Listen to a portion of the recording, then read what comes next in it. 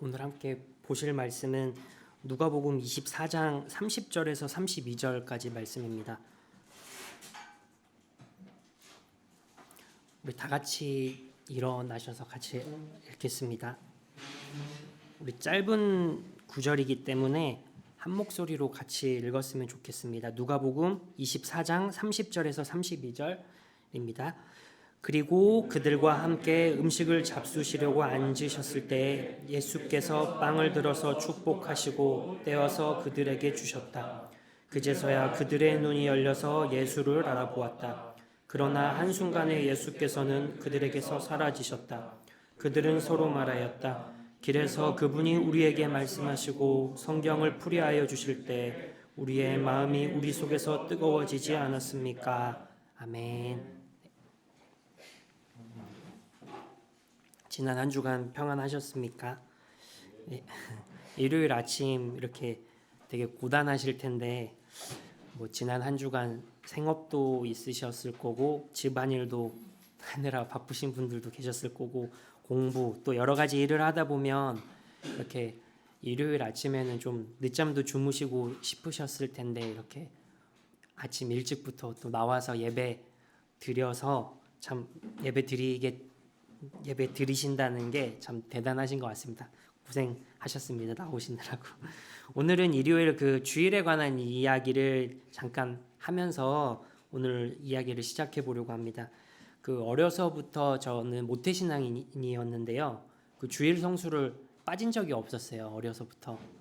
그러다가 그 주일 성수를 처음 빠진 적이 제 기억에는 그 군대 입대를 하고 나서 처음 빠졌거든요. 이제 그 군 입대를 하고 그 자기의 부대로 이제 자대 배치라고 하는 거를 받게 되는데 갔는데 제가 파견 생활을 좀 몇 달간 검문소라는 곳에서 하게 됐었습니다. 그때 이제 물리적으로 길가 한 복판에 이제 건물 하나 딸랑 있고 거기에서 이제 그 생활을 계속 하는 거였어요. 그래서 앞에 나가서 평소에는 막 호루라기 불면서 이렇게 인사하고 이렇게 가는 차량 이렇게 검문하고 하는 게 저의 업무 중에 하나였는데 그러다 보니까 주일이어도 그거 주일에도 차량은 똑같이 다니고 똑같이 근무를 해야 되기도 하고 또 도로 한복판에 있다 보니까 누가 데리러 와서 교회 차를 타고 어디로 가는 것도 불가능했던 상황이었고 근처에 교회도 없었습니다. 걸어서 갈 수 있는 교회도. 그러다 보니까 이제 처음 주일 성수를 못 하게 된 거예요. 그러니까 일요일 아침을 예배를 드리지 않는다는 게 참 되게 아주 좀 뭐라고 할까요? 좀 되게 이상한 느낌이었던 것 같습니다. 그래서 그 물리적으로 이제 교회당을 갈 수도 없었기 때문에 어땠을까요? 좋았을까요? 아니면 싫었을까요? 좋았을 것 같다는 분들은 그거는 아니고 처음에는 되게 힘들었어요. 힘드신가 봐요. 주일에 처음에 되게 힘들었어요. 근데 왜냐면 이제 예배를 못 드리는 거는 떠나서 이제 20대 초반에 처음 이제 부모님이랑 떨어지고 마음대로 할 수 있는 상황도 아니고 막 생판 모르는 사람들이랑 막 살을 부대에 끼고 이제 지내야 되니까 마음이 힘든 거예요, 처음에. 그러니까 예배를 드리고 싶다 이런 걸 떠나서 그 당시에는 그렇다고 생각했는데 지금 생각해 보니까 그런 것보다는 마음이 너무 힘들었던 것 같아요.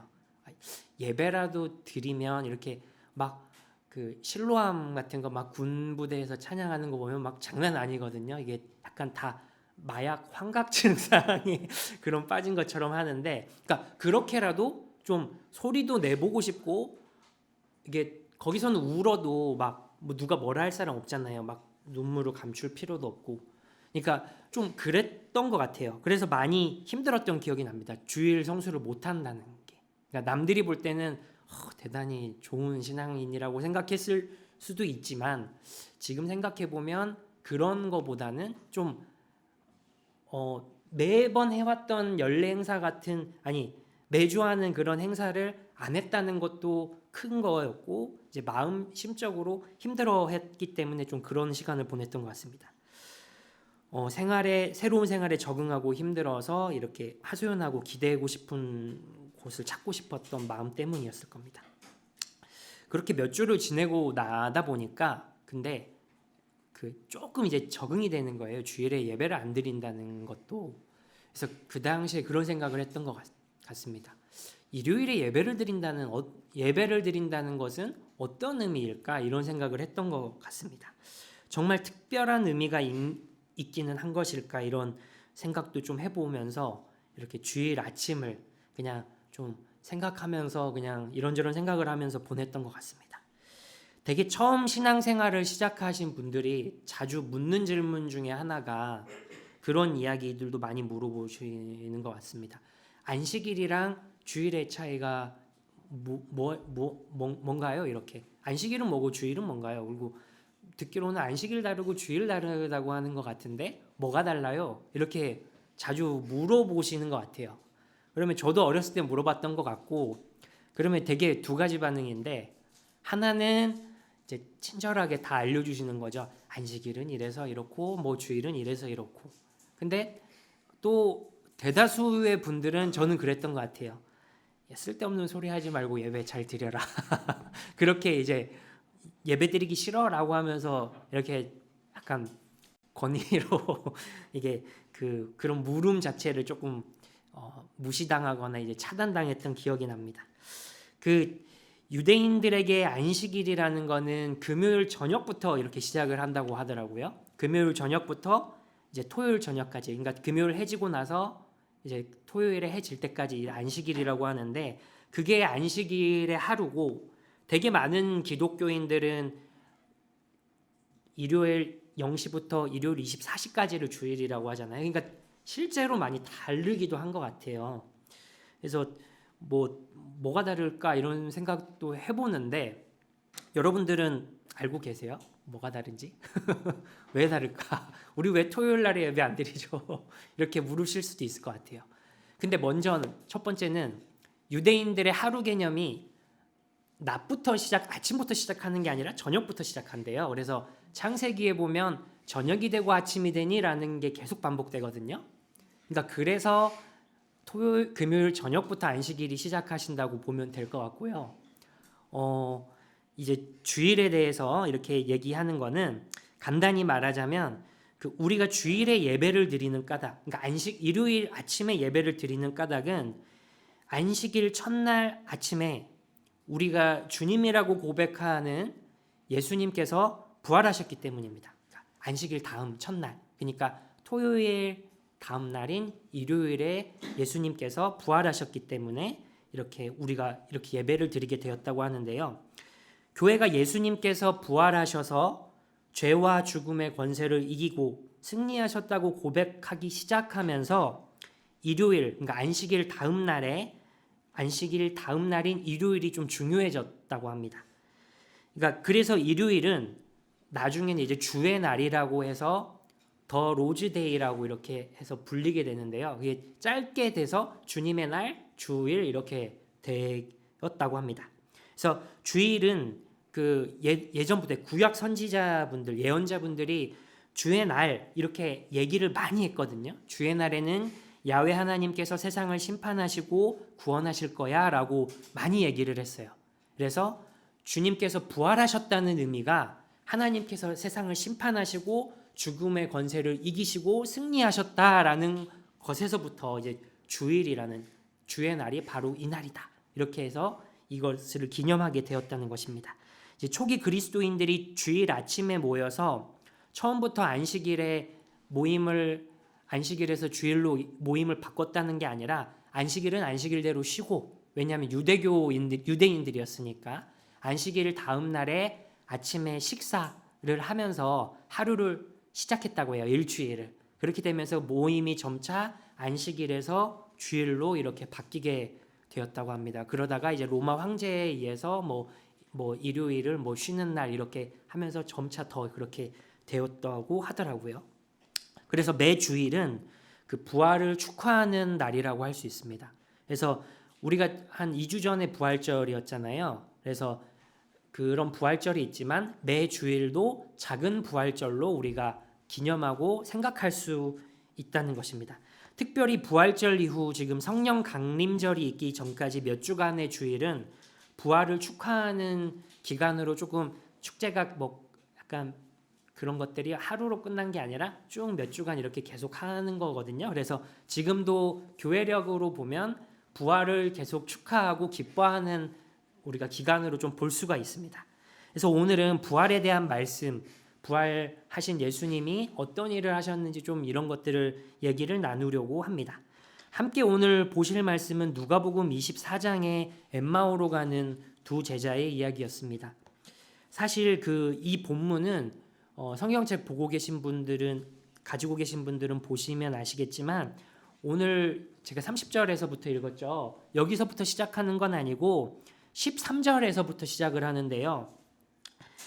누가 앞에 그냥 전후 맥락을 조금 설명을 해드리면 누가복음 24장은 십자가에 못 박혀 돌아가셨던 예수님께서 다시 살아나셨다는 이야기부터 이렇게 시작을 하게 됩니다.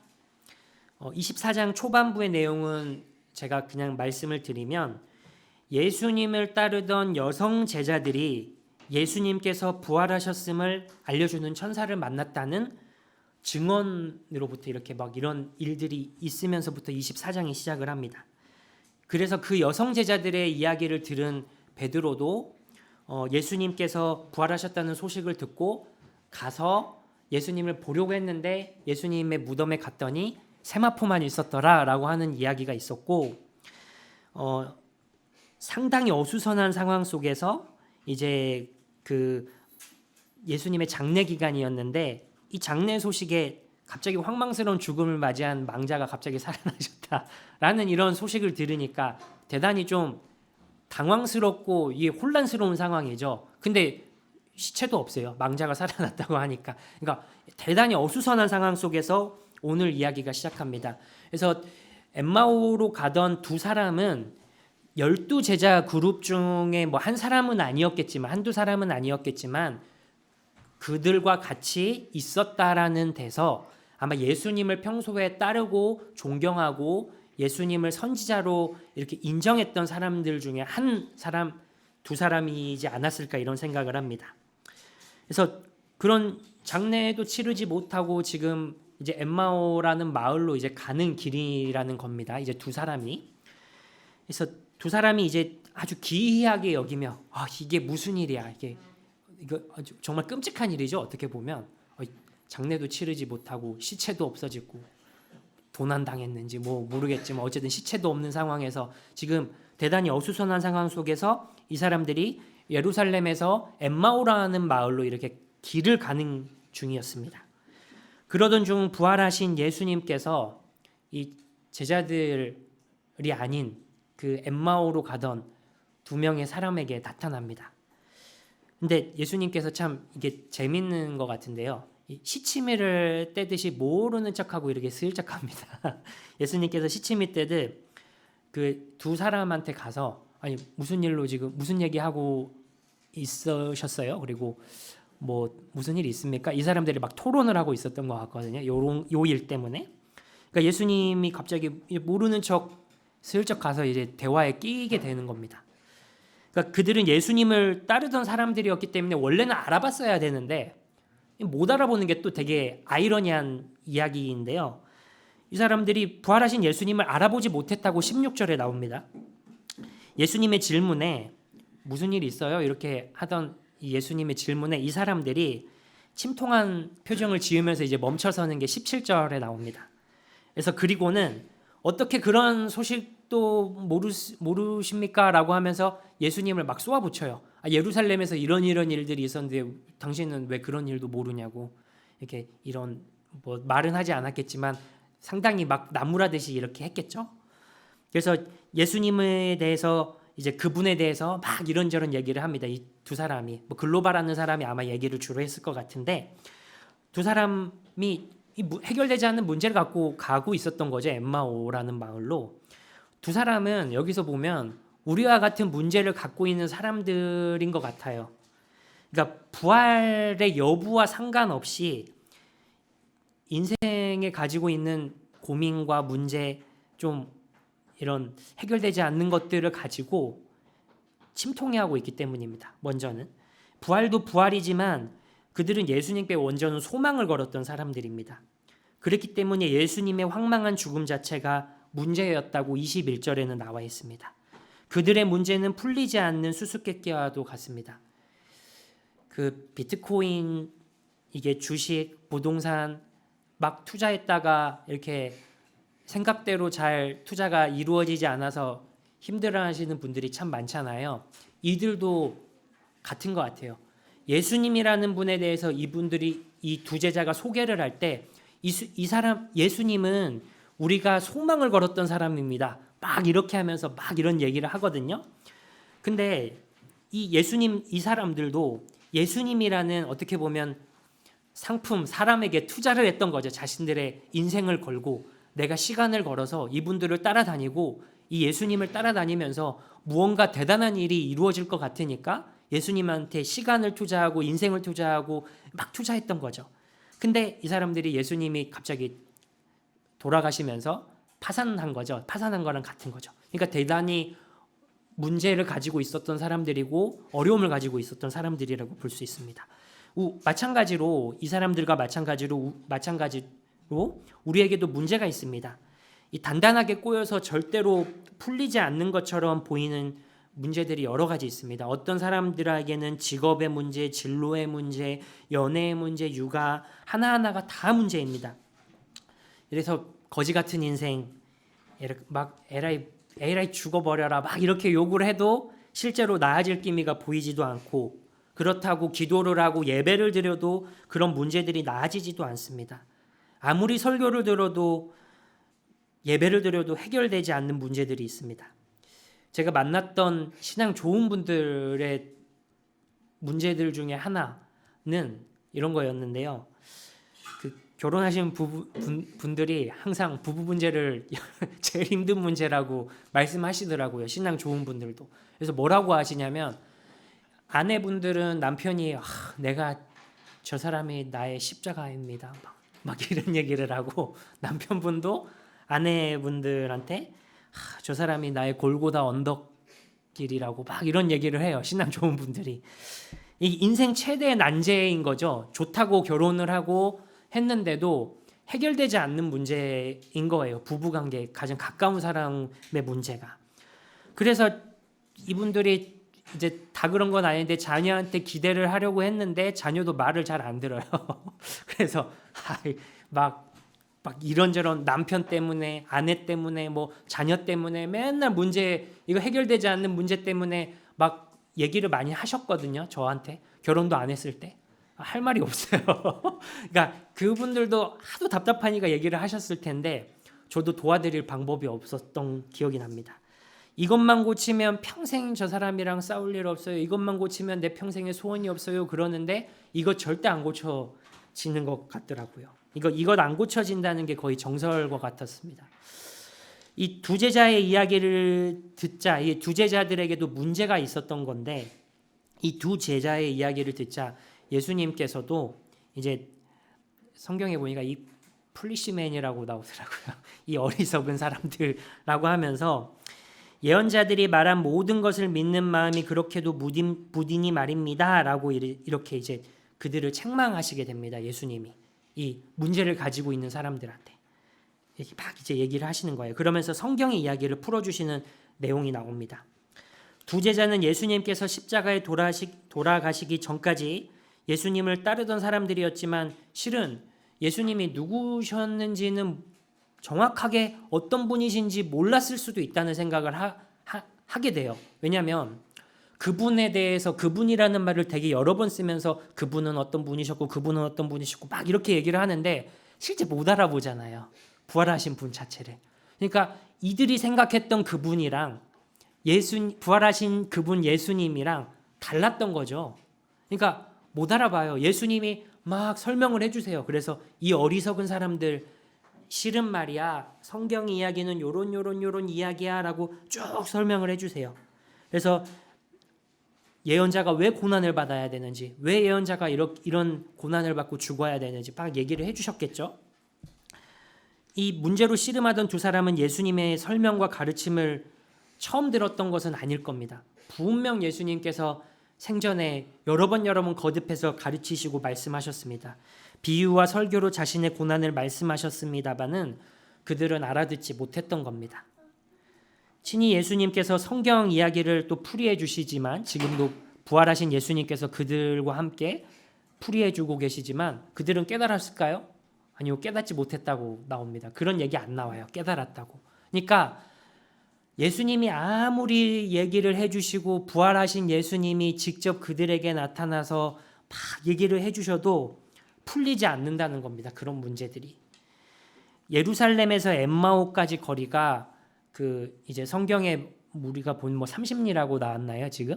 그 본어에는 뭐 몇 스타디온이라고 막 나왔을 것 같던 기억이 나는데 예루살렘에서 엠마오까지 거리가 약 11km라고 합니다.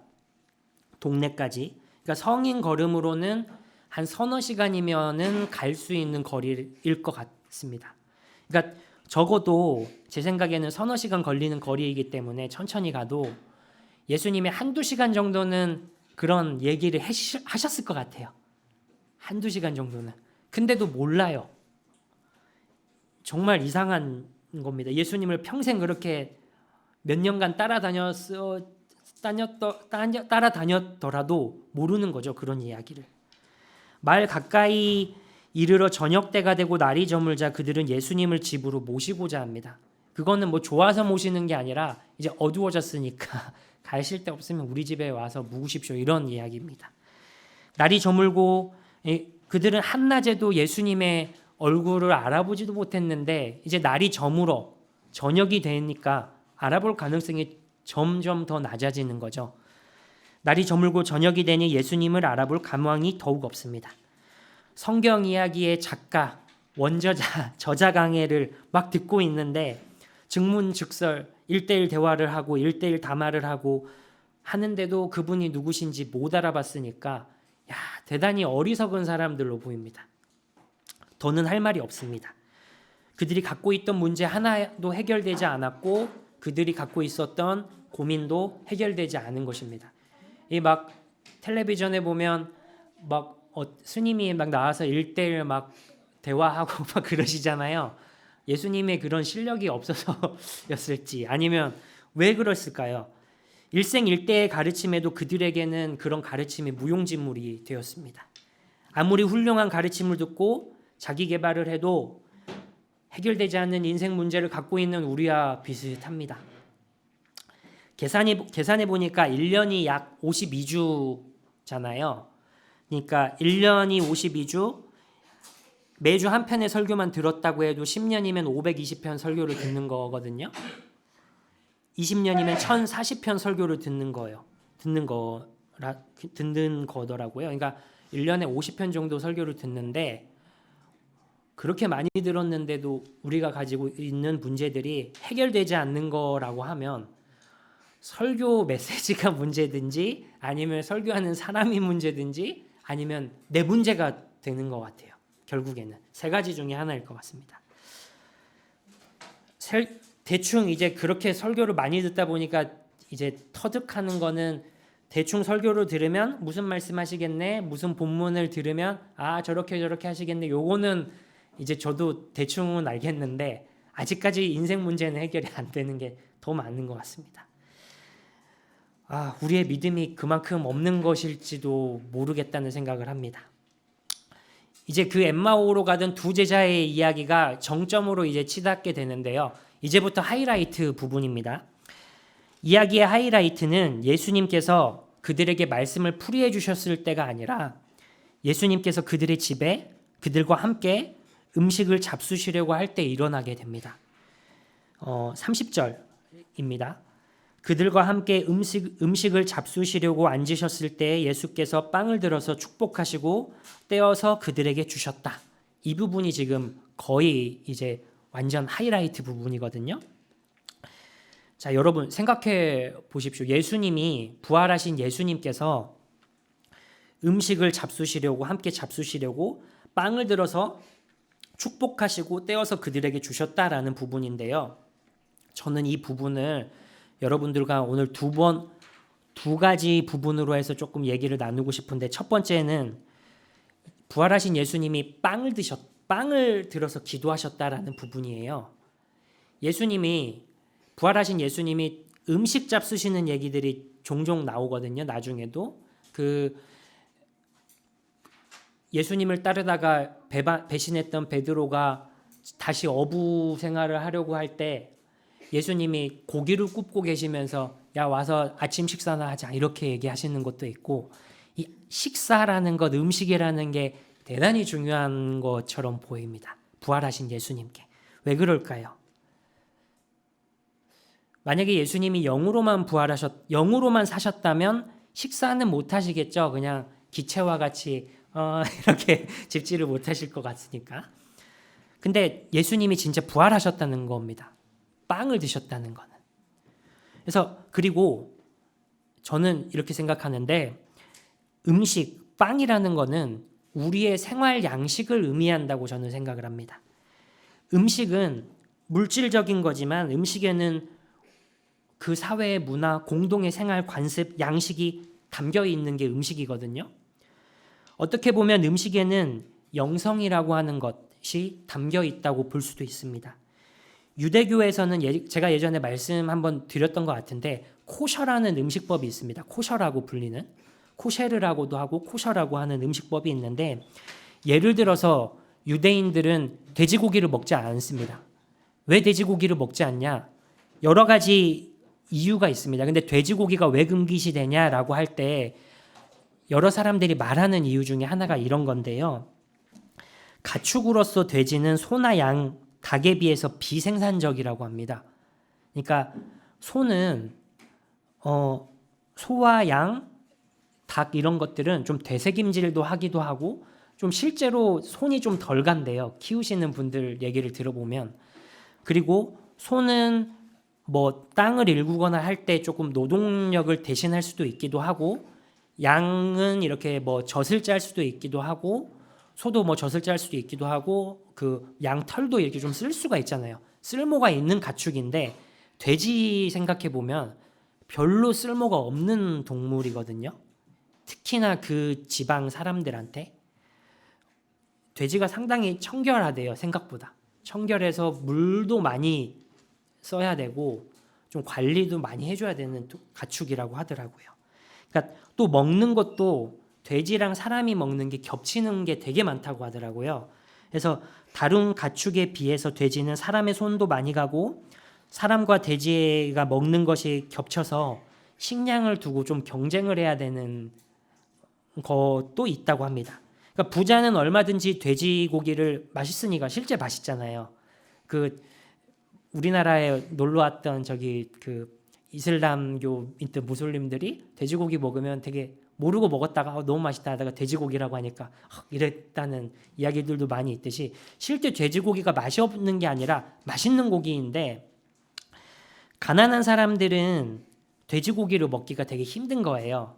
그러니까 돼지를 키우면 부자들은 얼마든지 그 돼지를 사육하면서 돼지고기를 섭취할 수 있지만, 사람이랑 먹는 것도 겹치는 돼지, 또 비생산적인 돼지를 키우게 된다면 전체적으로 볼 때 얻는 비용에 비해, 투자하는 거에 비해서 얻는 이익이 되게 줄어든다는 거예요.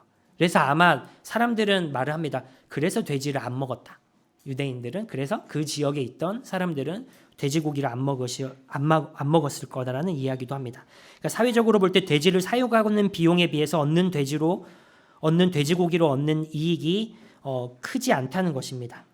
이 돼지고기를 금하는 음식법에는 어떻게 보면 야 너만 잘 먹고 잘 살아 이런 게 아니라 너 다른 사람 좀 생각해 라는 그런 정신이 조금 담겨 있다는 거죠. 음식법 안에 가르침이 담겨 있다는 겁니다. 그러니까 즉 오늘 빵을 들고 음식을 들고 기도하시는 예수님의 행위는 그 예수님의 영성이 세상 안에서 드러나는 통로로 이렇게 작용을 하는 것 같습니다. 유대인의 음식법을 생각해 보면 주님께서 빵을 들고 기도하시는 모습을 좀 생각해 보면 되겠습니다. 당신의 뜻이 담을 생각하고 음식 안에 담겨 있는 그런 정신들, 가르침들이 음식을 들고 기도하시는 예수님의 모습 속에서 어느 정도 투영이 된다는 거죠. 탐욕을 절제하고 이웃을 돌보라는 정신이 음식 안에 있다고 볼 수 있겠습니다. 마찬가지로 우리가 먹고 마시는 음식, 별 볼 일 없이 보이는 행동들도 우리의 영성을 드러내는 표지로 작용할 때가 참 많습니다. 영성과 일상의 양태는 무관하지 않습니다. 어떤 사람들은 신앙 좋다라고 하는 사람들 보이지 않는다고 밖이랑 전혀 다를 게 없어요. 예를 들어 그거는 그 사람의 영성이 그냥 딱 거기까지인 거거든요. 실제 영성이 좋고 뛰어난 영성을 가진 사람들은 그런 부분에서 전부 다 다를 수밖에 없다는 거죠. 그들이 갖고 있는 생활 양식, 태도, 삶을 대하는 자세. 영성과 일상의 양태는 무관하지 않습니다. 우리의 식탁이 마찬가지로 필요 이상의 음식량과 육류만으로 가득 찬 식탁이라면 우리는 탐욕스러운 영성을 가진 사람일 수도 있겠습니다. 한두 번 그런 것이 아니라 습관적으로 그렇게 하지 않으면 안 되는 것처럼 우리가 생각하고 있다면 그만큼 우리는 그런 정도의 영성을 가진 사람이라고 생각할 수밖에 없겠습니다. 내가 주로 구사하는 말의 내용, 말의 주제, 이웃을 대하는 태도, 거주하고 있는 공간, 관심을 쓰고 있는 시간, 보내는 일 자체가 나의 영성, 나의 정신, 나의 모든 것들을 드러내는 통로가 되고 있는 매개체가 된다는 거죠. 예수님께서 이 빵을 들고 축사하시고 기도하신다는 내용은 그만큼 당신의 부활하신 예수님께서 가지고 있던 생각과 가르침 모든 정신들이 그 빵이라는 매개체 안에서 드러난다고 하는 것을 보여주는 가시적인 통로와 같은 거라고 저는 생각을 합니다. 두 번째, 그러면 그 통로 안에서 무엇이 드러나냐가 중요한 것 같아요.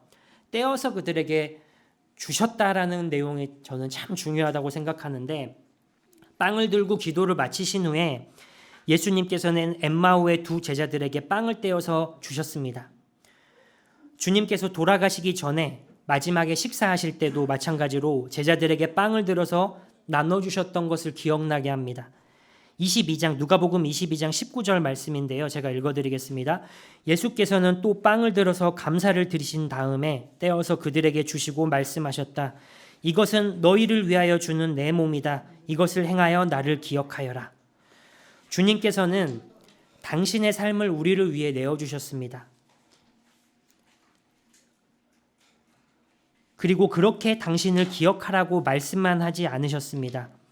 이것은 너희를 위하여 주는 내 몸, 내 살, 내 피라고 하시면서 음식을 주셨다는 겁니다. 그렇게 우리는 주님의 빵을 받습니다. 말씀만 하신 게 아니에요. 내가 너희를 죽도록 사랑해. 내가 내 살과 피를 다해서 사랑해 라고 말씀만 하신 게 아니라 그 말씀을 하시면서 빵을 주셨다는 것. 여기에 큰 의미가 있다고 생각합니다. 그렇게 우리는 주님의 빵을 받기만 하면 됩니다. 그제서야 그들의 눈이 열려서 예수님을 알아보았다고 31절에 기록되어 있습니다. 예수님의 말씀만을 가지고 그들이 예수님을 알아본 것이 아니라 엠마오의 두 제자들은 빵을 받았을 때에야 드디어 예수님을 알아보았다고 합니다. 신령한 말씀을 들었을 때 예수님을 알아본 것이 아닙니다. 식탁 앞에 앉아 빵을 나눠주시는 그분을 볼 때 그때 그분이 누구인지 알아보게 된다는 것입니다.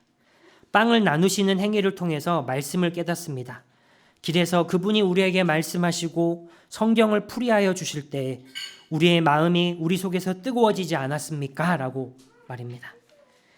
해가 저문 시간이란 어둠의 시간입니다. 이들이 해가 졌을 때 이제 어둠의 시간이었습니다. 그러나 어둠은 빛을 이기지 못하고 어둠을 이기고 주님의 빛이 제자들에게 비추었기 때문에 그들은 비로소 예수님을 알아보게 되었습니다. 이 톰 라이트라는 사람은 이렇게 말합니다. 창세기와 누가복음을 비교하면서 얘기하는데 창세기 3장 7절에도 이런 이야기가 나옵니다. 선악과를 먹은 아담과 하와 두 사람의 눈이 밝아져서 자기들이 벗은 몸인 것을 알았습니다. 창세기 3장 7절 내용인데요. 그러나 예수님께서 사망의 권세를 이기시고 부활하신 이후 두 사람의 눈은 부활하신 예수님의 새로운 몸을 보게 됩니다. 이제 각기 달랐던 두 사람이 자신들의 벗은 몸이 아니라 예수님의 새로운 몸을 봄으로써 역사가 새로운 전환기를 맞이한다는 것을 상징적으로 보여준다고 이렇게 해석을 하는데요. 저는 참 좋은 이야기인 것 같습니다. 말씀을 마치겠습니다. 엠마오의 두 제자가 겪은 문제는 식탁 앞에서 해결이 되었습니다. 그들의 문제는 신령한 말씀으로 해결이 된 것이 아니라 음식을 나누는 식탁 교제 안에서 해결이 되었습니다. 식탁 앞에서야 그들은 말씀을 깨달았고 그들이 씨름하던 문제의 본질을 깨달았습니다. 초월적인 하나님의 말씀은 우리가 먹고 마시는 가운데서 비로소 의미가 밝혀집니다. 주님의 말씀, 그리스도인의 영성은 일상을 통해서 구현이 된다는 것입니다. 물론 우리 자신이 제일 순위로 두고 있는 가르침 자체가 세속적인 것이라면 문제가 될 것입니다. 세속 말씀의 세례를 받고 세속 말씀을 중요하게 여기고 있다고 한다면 세속적인 삶의 양태로 우리는 살아갈 것입니다.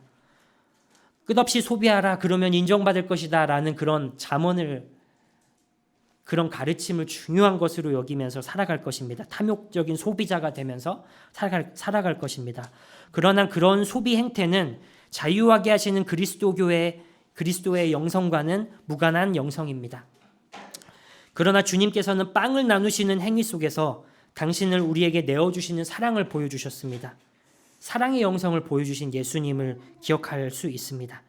빵과 포도주를 나눠주시면서 우리에게 자신의 살과 피를 먹고 마시라는 주님의 삶은 우리가 행해야 할 의식이고 행위입니다. 주님께서 보이신 자기를 내어주신 사랑의 영성은 나눔의 영성입니다. 주님의 식탁은 우리를 초청하신 하늘나라의 초청이고 영원한 생명을 누리기까지 우리가 기억하고 행해야 할 모범입니다. 우리가 그 행동을 따르고 모방할 수 있습니다. 이를 통해서 우리가 예수님을 따르는 사람들이라는 것이 세상 속에서 밝히 드러날 것이고 다른 사람들이 알아보게 될 것입니다. 우리의 삶은 그리스도께서 보이신 사랑의 영성에 드러나는 통로가 됩니다. 우리를 세상 속에서 예수 그리스도께서 보이신 사랑의 시그널을 구현하는 교회로 지금 우리를 불러주셨고 우리는 그에 따라 응답을 해야 되는 책임이 있습니다. 예수님께서 이것을 기억하고 행하라 라고 말씀을 하셨기 때문입니다. 어쩔 때는 대단한 영성가가 된 것 마냥 으스대고 우쭐댈 때도 있지만 때로는 우리의 삶이 골조 없는 건물처럼 무너져 버리고 마른 건초더미처럼 불타 사라진 것처럼 느껴질 때도 마찬가지로 있을 것입니다. 그러나 주님 우리를 긍휼히 여기시고 또 우리의 표대와 방향을 조정해 주시는 주님께서 우리의 삶을 그런 나눔의 영성으로 초청해 주시고 또 붙들어 주실 것을 우리가 믿고 고백하면서 나아갔으면 좋겠습니다. 우리 함께 기도하겠습니다. 오늘 말씀을 기억하면 좋겠습니다. 빵을 들고 기도하시면서 그들에게 빵을 떼어서 나눠주시는 예수님을 통해서 비로소 제자들이 예수님이 누구신지 깨닫게 된 것입니다. 우리도 말로만 사랑한다 말하는 것이 아니라 우리가 가진 것들을 떼어서 나눠줌으로써 그런 나눔의 영성을 실천함으로써 사랑의 영성을 실천함으로써 우리의 사랑을 보일 수 있을 것입니다. 우리가 지난 한 주간을 살다 보면 참 그렇게 살지 못할 때가 너무나 많이 있는 것 같습니다. 나눠주기보다는 가지려고 했고 소유하려고 했고 우리가 먹고 마시는 것, 우리가 입고 있는 것 말하는 내용의 주제들도 너무나 세속적인 것들로 가득 채워졌을 때가 많았습니다. 우리가 좀 다시 한번 생각해 보면서 예수님께서 부활하신 예수님께서 어떤 일을 하셨는지 다시 기억해 보고 그리고 우리가 그에 따라서 조금은 실천하고 행동할 수 있는 사람이 되게 해달라고 주님께 간구하고 기도드렸으면 좋겠습니다. 함께 기도하겠습니다. 사랑의 하나님, 사랑의 예수님, 당신께서 말로만 하시지 않으시고 실천하심으로써 빵을 떼어서 나눠주심으로써 우리가 예수님이 누구신지 알아보게 됩니다. 하나님, 우리가 아무리 설교를 듣고 아무리 좋은 내용의 말씀을 들어도 우리는 깨닫지 못합니다. 우리가 아무리 좋은 이야기를 듣고 아무리 좋은 가르침, 교훈을 들어도 우리는 예수님이 누구신지 깨닫지 못합니다. 하나님, 그러나 예수님께서 당신의 가르침대로 우리에게 빵을 떼어서 나눠주셨을 때 우리는 예수님이 누구신지 깨닫게 됩니다. 마찬가지로 세상 사람들에게 내가 그리스도인이야, 내가 예수 믿는 사람들이야 아무리 말하고 외쳐도 그들은 예수님을 알아보지 못할 것입니다. 우리가 예수님의 사랑을 따라서 예수님의 영성을 따라서 나누고 실천할 때야만 그들이 예수님을 알아보고 우리를 통해서 예수님을 발견하게 될 것입니다. 하나님, 우리가 말하는 것들, 우리가 기도하는 것들이 공허한 외침과 기도가 아니라 나눔의 기도, 실천의 기도가 될 수 있도록 하여 주시옵소서. 하나님, 부활하신 예수님 역사를 뒤바꾸시고 주의 날이라고 우리가 오늘 선포하는 날에 모였습니다. 하나님, 이때 우리가 정말로 세상 사람들과 똑같이 살아가는 것이 아니라 우리가 새 발견을 하였고 새 나라의 기쁨을 우리가 알고 있고 새 백성으로서 살아가고 있다는 것을 사람들에게 말만 하는 것이 아니라 우리가 살아감으로써 보여줄 수 있도록 하여 주시옵소서. 예수님의 가르침을 우리 삶에 구현하게 하여 주시옵소서. 우리 공동체 가운데 구현될 수 있도록 하여 주시옵소서. 주님의 은혜를 구합니다.